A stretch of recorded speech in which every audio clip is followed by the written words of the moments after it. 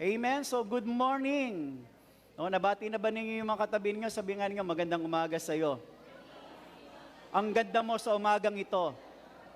Ayan. Pag lalaki, siyempre, hindi maganda. Pogi. Hallelujah. Ilan po sa inyo ang magsasabi na kahit gaano kabigat ang mga problema at sitwasyon na dumarating sa buhay ninyo, masasabi ninyo na hindi mawawala ang inyong pananampalataya?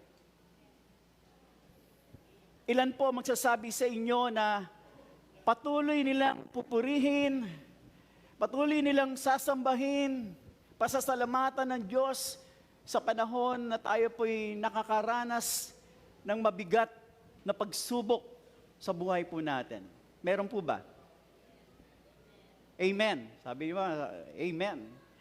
Sa ngayon ay masasabi natin na marahil mahirap sabihin. Tama ba? Sabihin na kiniklaim natin na kahit anong sitwasyon dumating sa buhay natin, kahit anong mabigat na pagsubok na dumating sa buhay natin, ay sasabihin natin na mananatili ako, yung faith ko kay God, hindi ako manghihina, and so on. No? Hanggat wala pa po tayo dun sa tinatawag na matinding pangyayari o sitwasyon sa buhay natin. Amen? Mawalan ka ng pambayad ng kuryente, easy lang yan eh. Parang hindi tayo masyadong affected. Walang pambayad ng kuryente, walang pambayad sa mga due date natin, walang masyadong effect yan sa atin. Pero pag dumating na yung talagang pinakamabigat na pangyayari sa buhay natin, sabi nga natin, hindi natin masasabi kung hindi tayo manghihina yung faith natin, and so on, hanggat hindi tayo nakakaranas ng matinding pagsubok. Amen? Katulad ng pagsubok na naranasan ni Ate Conch, katulad ng pagsubok na naranasan ni Pastor Andy. So, sa ngayon, sabi nga natin, maaring mayabang pa tayo. Amen? Kapag wala pa tayo doon sa ganung sitwasyon, maaaring sabihin natin, ang yabang pa natin, sabihin natin, hindi ako mawawala kahit anong mangyari, hindi manghihina ang faith ko sa Kanya, kahit anong mangyari, maglilingkod pa rin ako sa Diyos. No? Tama ba yan? No? Maaaring nasa ganun pa tayong estado, sabi nga natin, hanggat wala pa tayo doon, ang bilis magsalita na sabihin natin, hindi mawawala ang aking faith kay Lord anumang pagsubok na dumating sa aking buhay. Pero saludo po kami sa lahat po ng mga nagtagumpay. Amen? Lahat po ng mga nanatiling matatag sa gitna ng matinding pagsubok na dumating sa inyong buhay. Saludo po kami. Amen po ba? Amen po ba? No? Napakabuti po ng Panginoon sa buhay ninyo na kayo po ay naging matatag. Dahil alam natin, sa gitna ng mga pagsubok, dalawang grupo lang naman yan. Grupo ng mga matatatag na kahit anong pagsubok at dumating, nananatili sila. At grupo ng mga mahihina na kapag dumating ang pagsubok, nawawala sila sa simbahan. Amen? So, ang pag-uusapan po natin sa umagang ito, nilagyan ko po ng pamagat na unfailing faith. Sabi nga natin, unfailing faith. Pag sinabi pong unfailing faith, never change whatever situation, no matter or whatever trials come. Yun po yung ibig sabihin ng unfailing faith. Kahit anong mangyari, kahit anong pagsubok, kahit anong problema, hindi magbabago ang kanyang pagtitiwala sa Diyos, hindi magbabago ang kanyang pananampalataya sa Panginoon. Sabi nga natin sa ating panimulang pananalita, walang makapagsasabi sa atin. Tama po ba? Kahit ako, hindi ko masasabi kapag dumating ako sa ganung punto. Hindi ko masasabi na mananatili ako doon sa faith, hindi ko masasabing hindi ako manghihina. Bagamat mayroon tayong mga makikita sa Bible, mga character sa Bible na talagang they stand, nanatili sila, naging matatag sila doon sa kabila ng mga pagsubok na dumating sa kanilang buhay. One of the example ay sino? Si Job, di ba? Tama ba? Nagawa pa rin niyang papurihan, nagawa pa rin niyang paglingkuran ng Diyos sa kabila ng mga matinding dagok na dumating sa kanyang buhay. At sabi nga natin, hindi lahat ay katulad ni Job. Sapagkat meron din namang mga karakter sa Bible na hindi sila nanatili, sila po'y nawala nung sila po ay dumanas ng matinding pagsubok sa kanila pong buhay. But in this message, sa mensaheng ito mga magulang at kapatid, I encourage all of you, maging matatag po kayo. Sabi mo nga sa katabi mo, maging matatag ka. Amen? Huwag po tayong mawala sa pananampalataya. Sa panahon na kayo po'y nakaranas ng matinding pagsubok, huwag po kayong mawala. Magpatuloy po kayo na maglingkod sa ating Panginoon. Tama po ba? Katulad ng ipinakitang halimbawa sa atin ni Ate Cons. Tama ba doon sa mga nakasubaybay sa buhay ni Ate Cons? Simula nang nagkasakit siya hanggang siya po ay kunin ng ating Panginoon, never po siyang maringgan na siya po ay magreklamo sa buhay. Tama ba? Tama ba yun? Pagbibisitahin niyo siya sa bahay, pagbungad pa lang ninyo sa pintuan nila, makikita niyo siya nakangiti. Hindi mo siya makikitang nalulungkot sa kanyang sitwasyon. For ilang years po siya na bedridden, pero never mo siyang makita na siya nanlulumo sa kanyang sitwasyon. Lagi po siyang nakangiti, laging positibo ang kanyang pananaw sa mga bagay na dumarating sa kanyang buhay. Kaya wag po kayong susuko. Sabi ko nga, lagi ko sinasabi, kapag dumating na po kayo sa punto na gusto niyo nang sumuko, na gusto niyo nang umayaw sa paglilingkod sa pananampalataya sa Diyos, tingnan po ninyo ang naging buhay ni Ate Cosby. Tingnan ninyo ang naging buhay ni Pastor Andy. Sila po ay masasabi nating buhay na patotoo na kahit anong nangyari sa buhay nila, hindi po sila umayaw sa Diyos. Tama po ba? Sila po ay nanatiling nagpupuri sa Diyos. Sila ay nanatiling pinasasalamatan ng Panginoon. Tama ba? Si Pastor Andy nanatiling nangangaral sa atin. Bagat minsan, kung makakausap mo siya personally, sabi, umiiyak. Mariringgan mo minsan nagre-reklamo din siya. Yes, tao lang si Pastor Andy. Pero kahit na minsan umiiyak, minsan ay nagre-reklamo sa pagod at hirap na kanyang naranasan, pero kailanman hindi mo makikita ang sumuko sa Diyos. Kailanman hindi sumuko sa kanyang pananampalataya. Siya ay nanatiling matatag sa kabila ng mga sitwasyon na dumarating sa buhay niya. Sinasabi nga namin mag-asawa kapag nag-uusap kami, kaya mo kaya yung naranasan ni Pastor Andy? Sabi ko parang hindi ko kakayanin. Ang hirap. Mahirap. Amen po ba?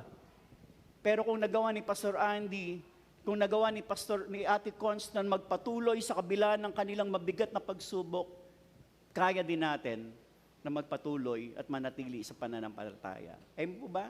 Amen? So marami pong mga bagay sa buhay natin, sa totoo lang. Sa kaunting pagsubok at problema lang na nararanasan natin, hindi natin kayang ikumpara, hindi mo pwede sabing ikumpara sa buhay ni Ate Cons at ni Pastor Andy, yung naranasan mo. Pero yung mga nararanasan natin sometimes, sa kaunting problema lang, sa kaunting pagsubok lang na naranasan natin, nagsisakripisyo yung faith mo. Totoo ba yun? Sometimes nagsasakripisyo ang faith mo. Sometimes nagsasakripisyo ang ministry. Kapag may problema tayo, nagsasakripisyo yung paglilingkod natin sa Diyos. Nagsasakripisyo yung ating pamilya sa konting problema na atin po nararanasan. Amen? So in 1 Peter chapter 1, verses 1 to 12, dito po iikot ang ating pag-uusapan, unfailing faith. Tayo po lahat ay manalangin, Panginoon. Dalangin ko po, Diyos, pangunahan mo kami sa umagang ito, sa aming pong pag-uusapan, O Diyos. Mangusap po kayo sa puso namin ngayong umaga. Anumang sitwasyon na dumating po sa aming buhay o darating, tulungan mo kaming maging matatag, O Lord God. Makita namin, Panginoon, yung napakagalaki ng kahabagan at biyayang patuloy mong ipinararanas sa amin. Hindi po kami exempted sa mga problema, hindi po kami exempted sa mga sitwasyon. You allowed sometimes, O God, yung mga mabibigat na sitwasyon na yun, but you are there, O God. Naandun ka. Present ka sa lahat ng bagay na yun, O God, hindi mo kami pinapabayaan. Bless mo, Panginoon, pagpalain mo ang buhay ng bawat isa sa pangalan ni Jesus. Amen. So sa simula pa lamang na akin pong pinag-aaralan itong 1 Peter chapter 1, verses 1 to 12, medyo nagdududa ako na gamitin itong teksto na to dito po sa ating mensahe sapagkat alam naman po natin ang istorya ni Pedro. Sino po nakakilala kay Pedro, kay Apostol Pedro? Di ba? Alam natin si Apostol Pedro ay nakaranas ma-fail sa kanyang pananampalataya. No? Do you remember, no? Nung time na kanyang itinakwil si Jesus, nung panahon na si Jesus ay dinakip ng mga sundalo para ipako sa krus, at itong si Pedro ay palihim na sumusunod, at pagkakita ng ilang mga nakakita sa kanya, at ang sabi, di ba ikaw ay isa sa mga kasamahan ng Jesus na yon? Anong sabi niya? Ay, hindi ako, ikaw yun, iba yun. Pero prior for that, sinabi niya kay Jesus, nung sila po'y nagkaroon ng conversation, na sabi niya, Panginoon, kahit anong mangyari, handa po akong mabilanggo at mamatay na kasama ninyo. Eh, nung dumating na yung problema, tinatuwa niya si Jesus. Tama ba yun? Sabi, hindi ako yun. Iba yun, hindi ako yun. So 3 beses pa niyang itinatwa si Jesus. Tama ba yun? 3 beses pa niya dininay si Jesus that time. So hindi po natin pag-uusapan yung mga, kung bakit ginawa ni, yung ginawang pag-deny ni Pedro kay Jesus, no? Kundi gusto kong tingnan natin what lesson yung matutunan natin doon sa bagay na yon na ginawa, yung sitwasyon na pinagdaanan ni Apostol Pedro. Ito rin dapat na, isa rin sa mga pinapayo sa atin na dapat nating gawin sa panahon na tayo po ay makakaranas ng mabigat na pagsubok. So to give you a background, ang unang sulat na ito ni Apostol Pedro ay naka-address po sa mga Kristiyano na nakaranas ng matinding pagsubok. Tama po ba? Si Apostol Pedro ay sumulat para sa mga Kristiyano na nakakaranas ng matinding pagsubok. At dahil sa matinding pagsubok nung time na yon, sila ay pumunta sa ibang lugar. So ibig sabihin, the church was scattered from different places. No, nagpunta sila, nag-scattered sila, nangalat sila because of that situation, no, yung dahil po sa matinding persecution na yon, nag-scattered po sila. Ayan, kaya ito ang mga tao, ito yung mga Kristiyano na sinulatan ni Apostol Pedro. Sabi ng verse 1, no, sabi diyan, sa mga hinirang ng Diyos na nasa iba't ibang lalawigan ng Ponto, Galacia, ng Cappadocia, Asia, at Bithynia. So yun yung kanyang nilalaman ng kanyang pamimulang panulat sa mga hinirang sa Diyos. Siyempre pagpapakilala, ako apostol and so on and blah blah blah. And then sabi niya verse 1, sa mga hinirang ng Diyos, address doon saan? Kanino yung address? Sa mga hinirang ng Diyos na nasa iba't ibang lalawigan, ito yung mga nag-scattered from different place, Ponto, Galatia, Cappadocia, Asia, at Bithynia.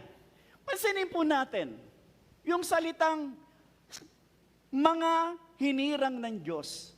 Or in other words, mga pinili ng Diyos. Bakit po niya binanggit ito? Binanggit niya yung word na to encourage yung kanyang mga mambabasa, yung kanyang mga readers, na dumaranas ng matinding pag-uusig. Na parang sinasabi ni Apostol Pedro, kung nagawa ninyong takasan yung problema, ay parang ganun ano, kung nagawa ninyong iligtas ang inyong buhay at sarili nyo dahil sa problema, ito ang sinasabi ko sa inyo, para sa itong sabi ni Pedro, pinili ka pa rin ng Diyos. Maliwanag po ba? Hello? Sino po dito yung naka-experience ng ganito?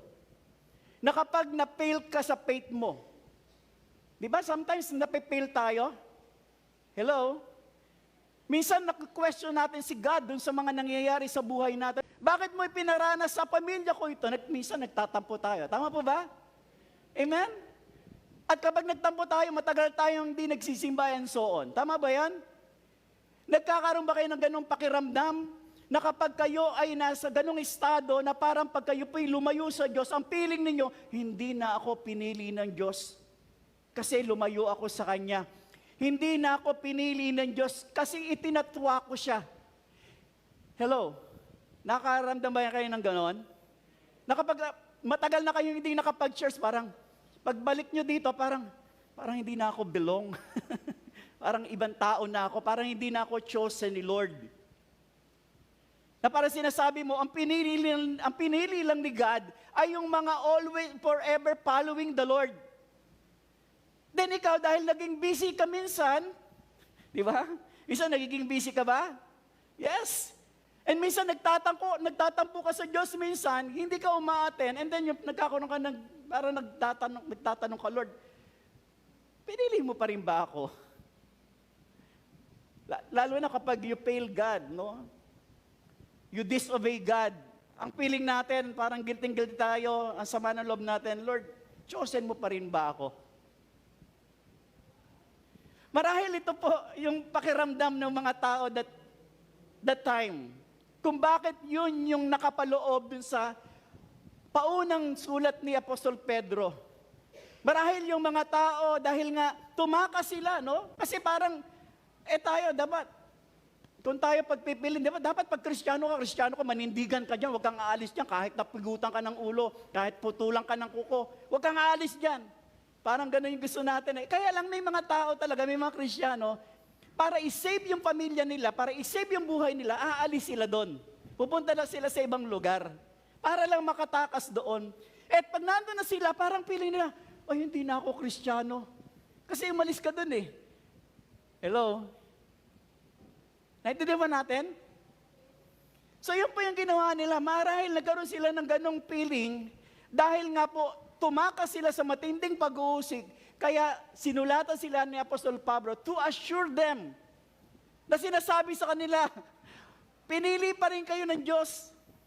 Hello? Amen? 1 Peter chapter 1 verse 2. Basahin po natin. Kayo'y pinili ng Diyos Ama ayon sa kanyang kaalaman. Sa mulat-mula pa'y pinaging banal ng Espiritu Santo upang maging masunuring kay Jesus at nilinis sa pamagitan ng kanyang dugo. Ulitin po natin. Kayo'y pinili ng Diyos Ama ayon sa kanyang kaalaman sa mulat-mula pa upang paging banal ng Espiritu, upang maging masunurin kay Jesus at nilinis sa pamagitan ng kanyang dugo. Ibig sabihin, ang pagkapili sa atin ay hindi dahil ikaw ay sumunod sa Diyos o sumunod sa Kanya. Wala ka pang pananampalataya. Listen, church. Wala ka pang faith kay God. Hindi ka pa lumalapit sa Diyos. Hindi ka pa umaattend dito. Wala ka pa sa church na to, whatever. Na andun ka pa lang nagliliwaliw sa kung saan-saan, pinili ka na ng Diyos. Do you agree? Maliwanag po ba yun? Yung ating kwentuhan. Wala ka pa sa Diyos, hindi ka pa nananampalataya sa Diyos, pinili ka na niya. Yun po yung dapat nating maintindihan. Ito yung gustong ipaunawa ni Apostol Pedro dito sa mga Kristiyanong ito. Na sinasabi na simula't mula pa, pinili na kayo ng Diyos. Ibig sabihin, noon pa man, nasa isipan ka na ng Panginoon. Nasa isipan, iniisip ka na ng Diyos. Maybe nasa sinapupunan ka pa lang ng iyong ina, kinokonsip ka pa lamang, nasa isipan ka na ng Diyos. At pinili ka niya. Hello?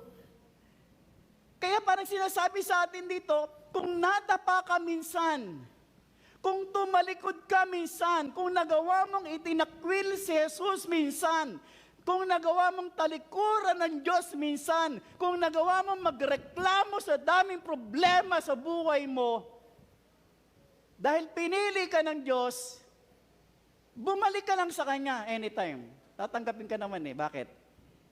Chosen ka eh. Kung bakit niya to sinasabi, kasi naranasan niya eh. Ibig sabihin, nung itinatuan niya si Jesus ng 3 beses, hindi na ba siya pinili?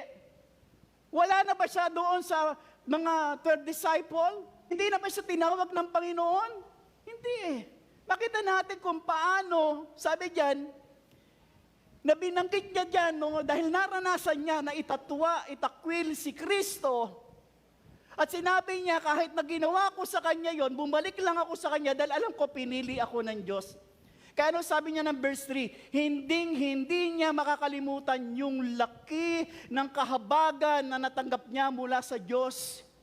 Kaya nasabi niya sa verse 3, pasalamatan niyo ang Diyos. Amen. Kung bakit niya nasasabi yon, na pasalamatan natin ng Diyos dahil sa laki ng habag na pinadama niya sa atin dahil naranasan niya ang kahabagan ng Diyos. Nung panahon na napail siya sa faith niya, nung panahon na tumalikod siya, nung panahon na nawala siya sa ministry, kinahabagan siya ng Diyos. At binigyan siya ng panibagong buhay, sabi doon. Buhay mula doon sa libing, mula doon sa kamatayan ni Kristo, mula sa libingan ay nagbigay ng pag-asa sa kanya. And the same thing din na sinasabi ni Apostol Pedro sa mga Kristiyano nang hina noong mga panahon na yun, nawala sa ministry and so on, tumalikod and so on, dahil sa mga problema. Sinasabi niya, napakabutit, napakadakila ng pagkahabagan ng Diyos sa buhay niyo dahil pinili niya nila kayo. Pinili kayo ng Diyos. Amen po ba? Napakalinaw po. Na si Pedro ang unang nagkaroon ng nakaranas ng unang malaking kahabagan ng Diyos. Nung panahon na siya po, mismo, itinatuwa niya si Kristo. Itinakwil niya si Kristo ng mga panahon na yon. Kaya sabi niya dito, sinasabi niya sa mga Kristiyano dito, at maaaring sinasabi din niya sa atin sa umagang ito, mga kapatid, pasalamatan niyo ang Diyos dahil sa napakalaking habag ng Diyos na ibinalik niya, ipinakita niya, ipinaranas niya sa inyo. Amen po ba? Dahil nakita natin kung paanong ibinalik ng Diyos si Pedro nung panahon na siya ay kinausap. Tama ba yun? Nabigyan muli siya ng pag-asa. Katulad din natin ngayon, mga magulat kapatid, hindi ko po alam kung ano po yung mga pakiramdam natin. Kung nakakaramdam ka na parang ang layo-layo mo na sa Diyos, kung nakakaramdam ka na parang hindi ka na pinapansin ng Diyos, so wala ka na sa mga pinili ng Diyos, dahil sa sinuway mo siya. Remember, maging si Pedro, that time, nawalan na rin siya ng pag-asa. Nung itinatuwa niya si Kristo, nawalan na rin siya ng pag-asa. Kaya nga makita natin anong ginawa ni Pedro, bumalik na siya sa pangingisda. Tama ba yun? Bumalik na siya sa pangingisda. Nag-detach siya sa kanyang mga kasamahang disciple. Bakit? Hiyang-hiya siya. Nakakahiya yung kanyang ginawa. Sa totoo lang, pinagsigawan niya kahit anong mangyari, Lord, hindi ako magbabago, hindi kita iiwan. Pero ginawa niya, iniwan niya si Kristo. Nakakahiya. Nag-detach siya marahil sa kanyang mga kasamahan dahil doon sa kahiya na yon. Pero makita natin, kung paano ginawa ni Kristo na kahit na siya ay nakaranas ng ganong malaking pagsubok sa buhay niya, makikita natin kung paano siya ibinalik ng Diyos sa kanyang piling. Minsan sa buhay natin, parang sabihin natin, mas nakakahiya yung sa aking ginawa dahil si Pedro 3 beses lang siyang pinatuwa si Jesus.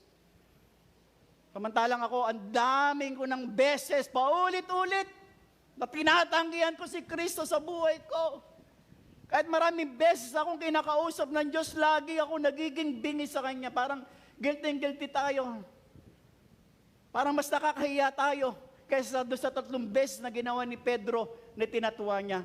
Pero sabi nga na dito, binanggit niya yung patungkol sa laki ng kahabagan na naranasan niya mula sa Diyos na binigyan siya ng bagong pag-asa.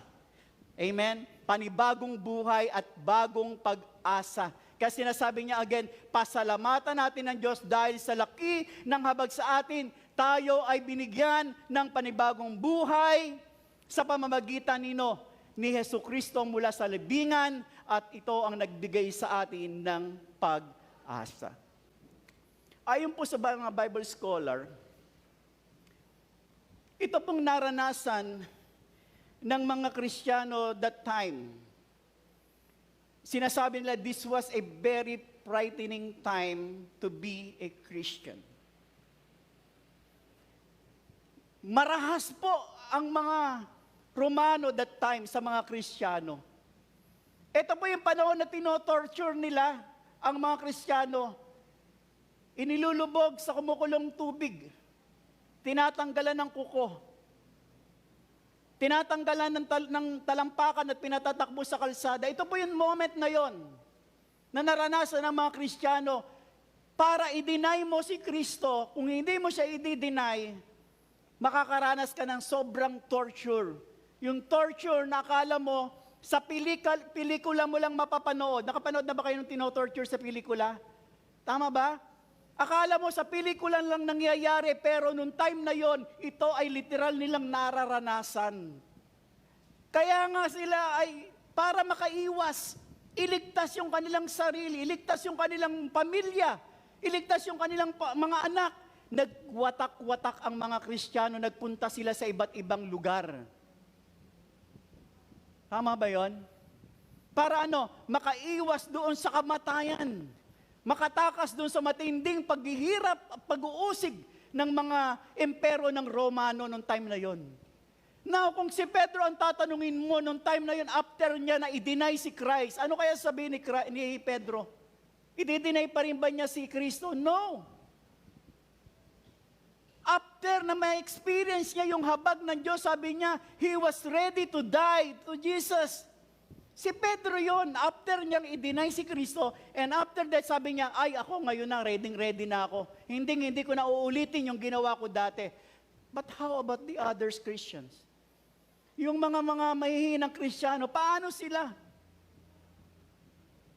Kahit sabi nga natin sa panahon natin ngayon, hati ang mga Kristiyanong mga malalakas, na kahit anong problema nananatili sa simbahan. At Kristiyanong mahihina na kapag dumating na mga matinding pagsubok, nawawala na sa simbahan. Pero ito yung dapat nating matandaan.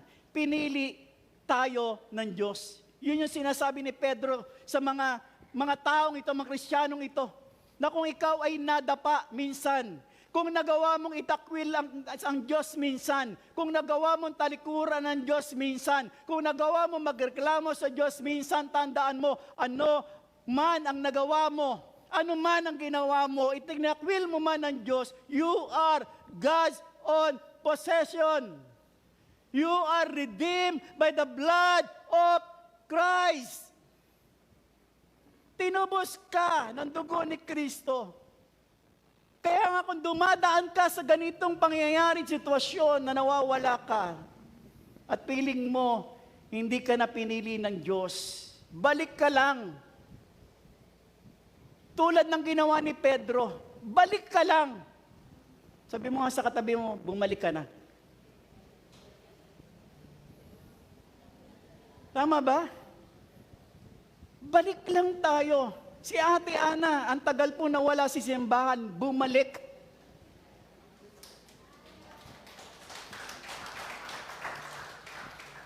Hindi po maganda ang kondisyon ni Ate Ana. Makita natin. Nakita po namin siya papunta dito sa church, patawid ng expressway. Dala-dala ang kanyang mahiwagang tungkod. Hirap na hirap. Sabi namin, saan pupunta si Ate Ana? Sabi ko, Ate Ana, saan ka pupunta? Sisimba po ako.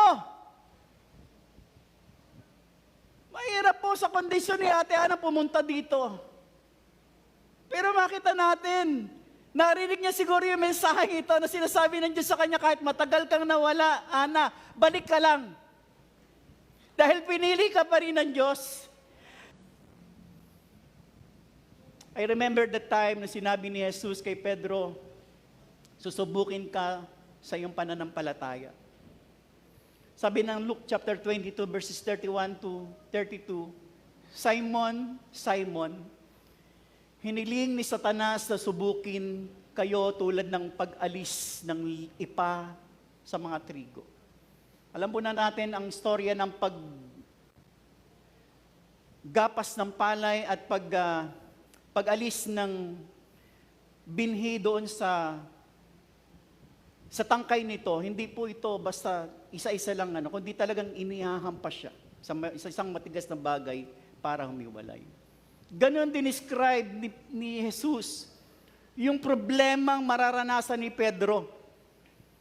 Hiniling ni Satanas na subukin ka tulad ng pag-ilis ng ipa sa mga trigo. Subalit, sabi ni Jesus, idinadalangin ko, huwag kang manghina. Alam mo, ang ganda ng prayer ni Jesus, di ba? Simon, ang dalangin ko kapag dumaan ka sa mabigat na pagsubok, huwag kang manghina. Huwag manghina ang iyong pananampalataya. I pray for you that your faith may not fail.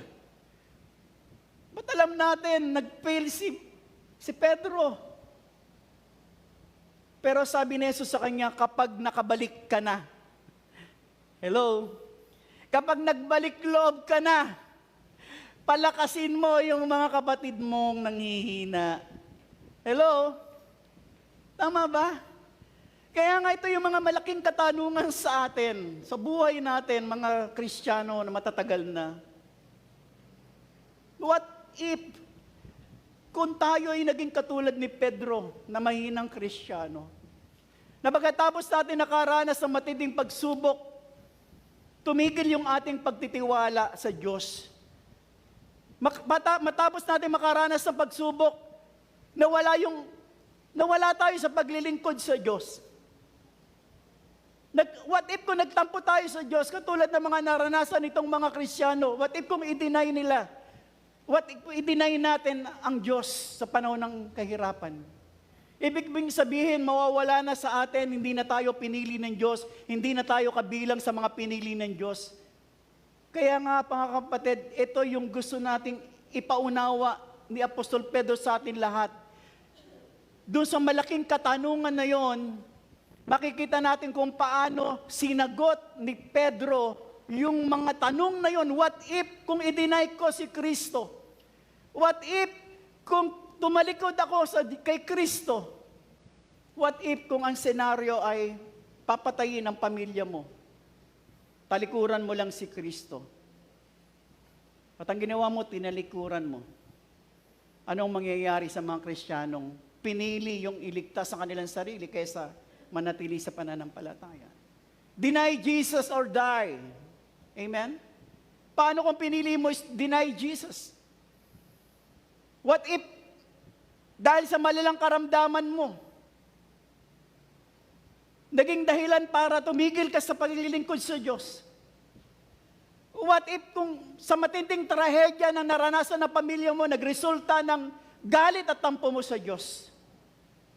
What if kung sinisi mo ang Diyos sa paghihiwalay ng mga magulang mo? Dahilan para manghina yung faith mo at mawala ka sa paglilingkod sa Diyos. What if kung one of your family died in a car accident or whatever, sa karamdaman? What if na nung pagkatapos noon, hindi ka na nanampalataya at umayaw ka na? Every Christian believers who has suffered trials, sabi dito, should give thanks to God because of 3 reasons. 3 dahilan kung bakit kailangan po natin pasalamatan ang Diyos. Number 1, because of His great mercy, we have a sure future. 1 Peter chapter 1 verse 4. Amen? Because of His great mercy, we have a sure, take note, sure future. Amen? Sabi ng verse 4, we have been born into a new life, which as an inheritance that cannot be destroyed or corrupted and cannot fade away, that your inheritance is kept in heaven for you. Ano pong ibig sabihin? What does it mean? Ano pong ibig sabihin ito? Para dun sa mga Kristiyanong nakakaramdam o nakaranas na talikuran, umalis, nawala ang pananampalataya kay Kristo. Ano po sinasabi dito ni Apostol Pedro? Peter described the security of our inheritance. Take note, ang kausap ni Pedro ay yung mga Kristiyanong itumakas doon sa persecution na yon, na nakaramdam na sabi na parang hindi na sila pinili ni Kristo. Ang sabi niya, i-describe, inilarawan ni Apostol Pedro, sinabi niya diyan, yung seguridad nung inheritance na ating pong natanggap sa Diyos. Na sinasabi na whatever situation, whatever happens to them, tumalikod man kayo, nawala man kayo, yung inheritance na yun can never destroyed. Hindi mawawala, hindi mawawasak, hindi makukurap. And also Peter telling them, ito yung inheritance na to ay nasaan? Nag-aantay. This inheritance is kept in heaven. Makita natin yung description dyan, no? This inheritance can never perish, spoil, or fade. Ibig sabihin, anuman ang nangyari sa'yo, nangihina ka man sometimes,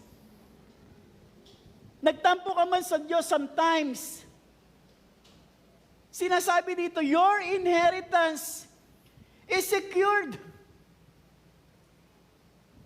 Hello? Amen po ba? Nasaan? In heaven. This inheritance is kept in heaven for you.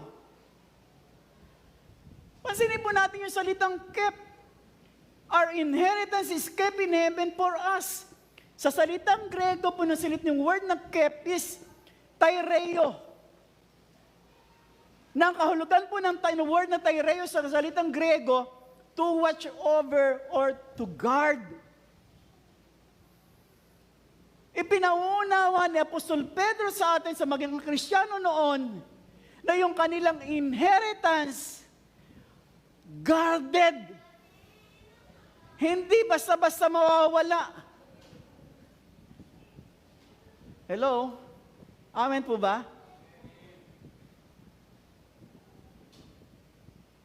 Peter picture out the image of a military defense. Nakita na po ba kayo yung mga military defense kung paano ito bantayan ng mga sundalo?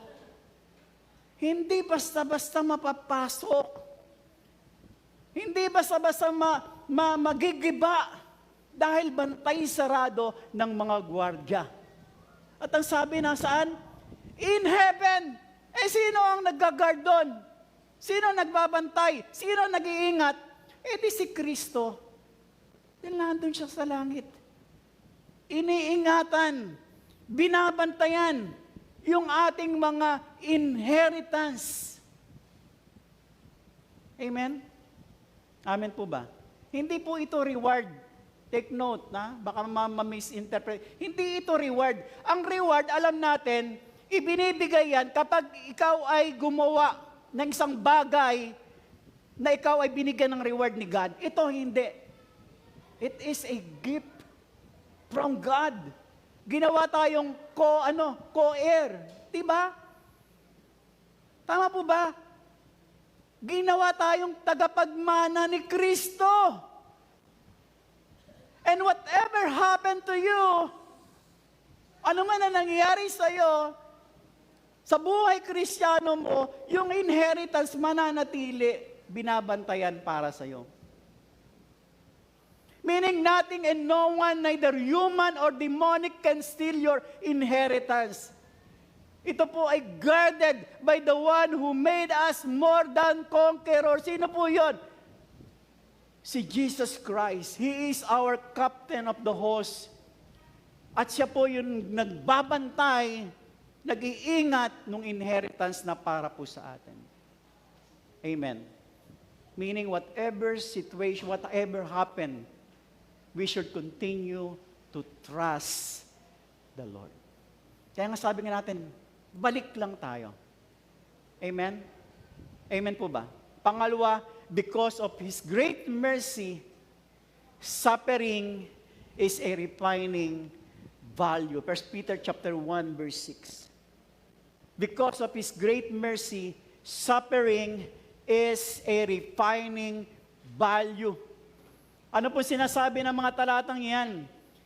Dapat ninyong ikagalak kahit na maaaring magdanas kayo ng iba't ibang pagsubok. Take note, iba't iba.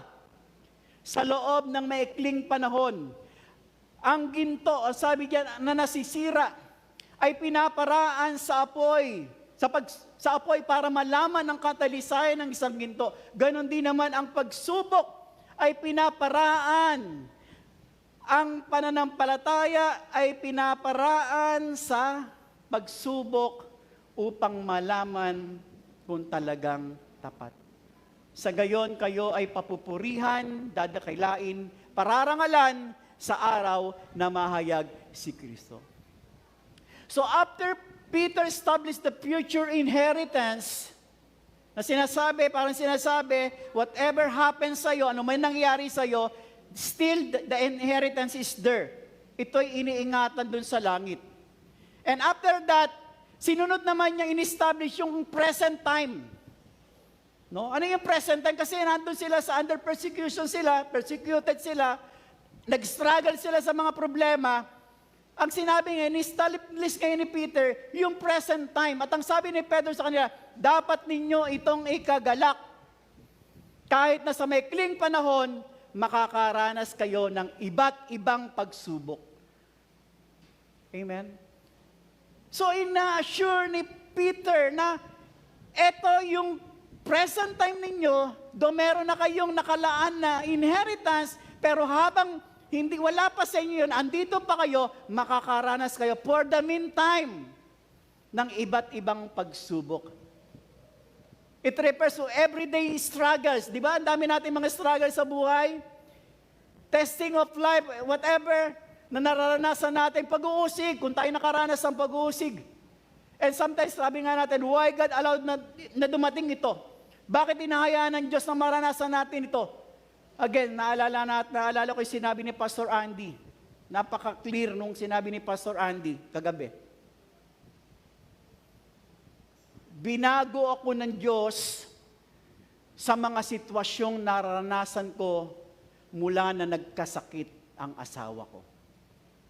Kilala natin si Pastor Andy, sa mga malapit na kaibigan ni Pastor Andy, kung sino si Pastor Andy, kung gaano yan kaarte. Pero sabi niya kagabi, binago ako ng Diyos dahil dito sa sitwasyong ito. Binago ako ng Diyos. Ibig sabihin,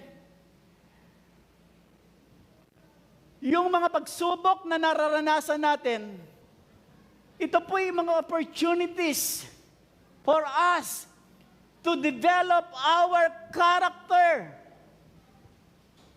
Na mula doon sa mga sitwasyon na inyo pong mararanasan, mga kapatid, meaning, kayo po'y binabago.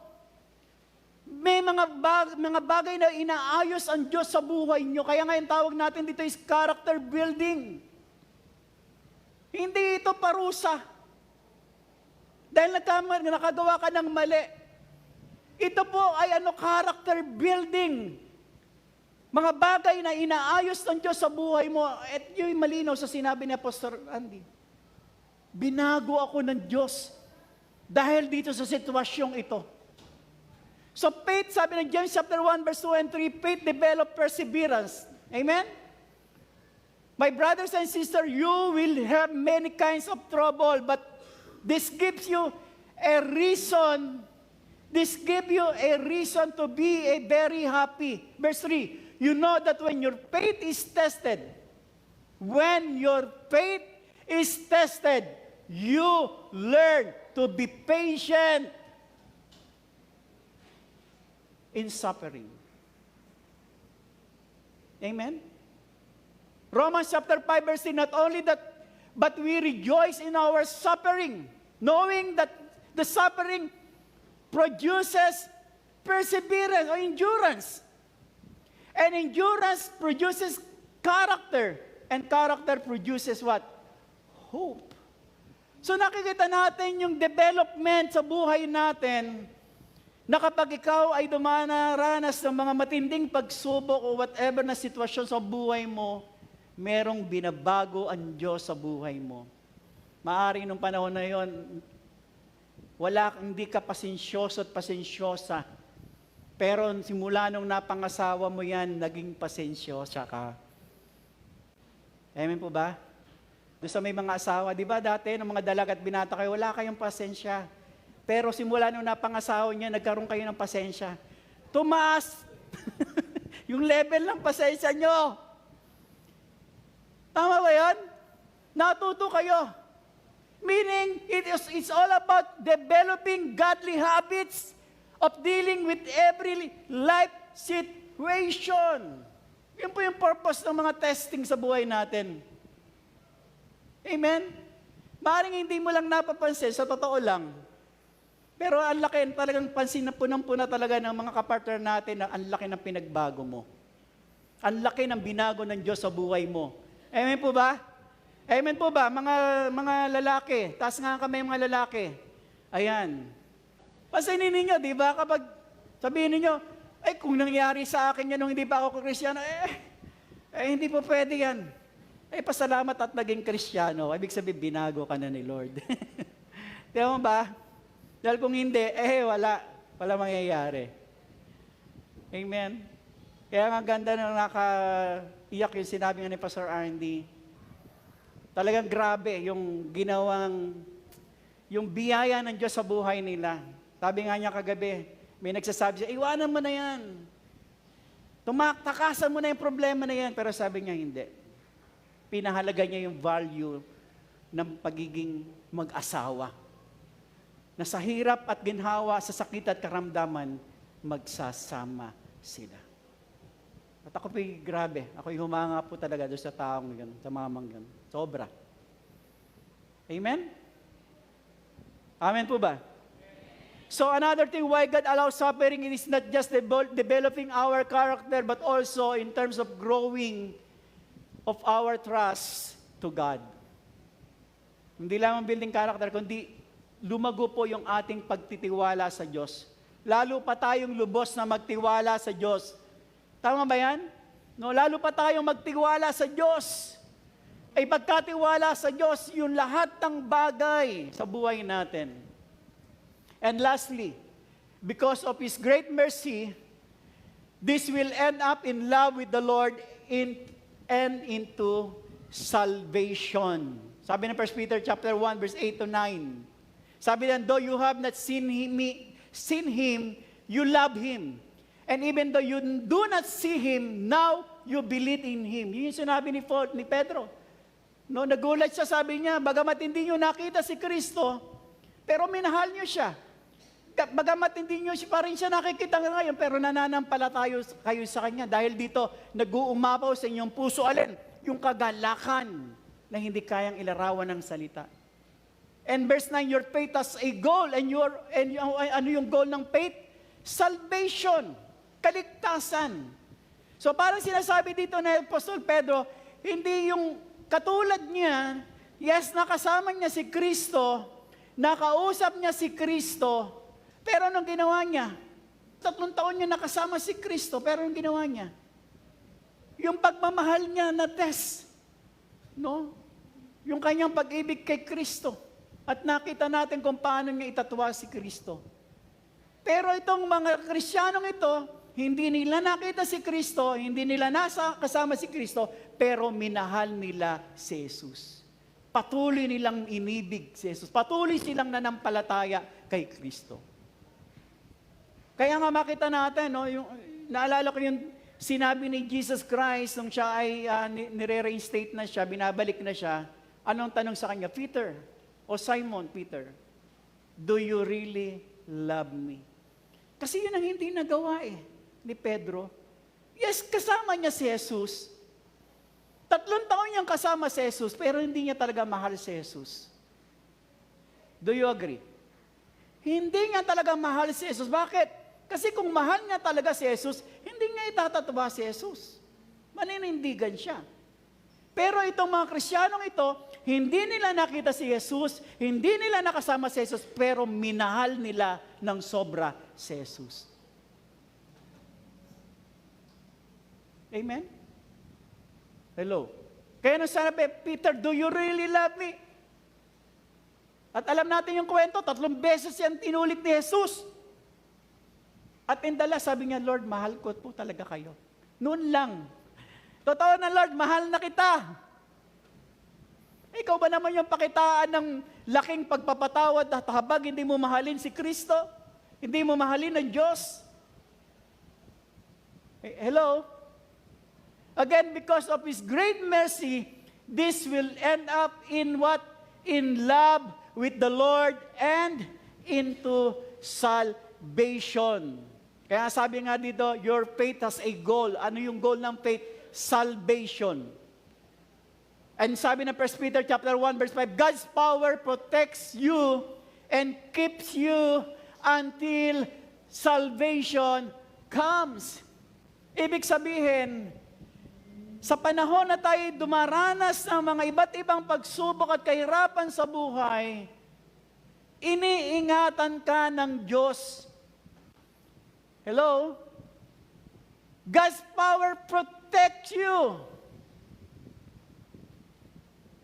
Iniingatan ng Diyos ang buhay mo sa panahon na ikaw ay dumadaan ng kahirapan, dumadaan sa mga pagsubok sa buhay. Hanggang, sabi diyan, makamtan natin ang ganap na kaligtasan.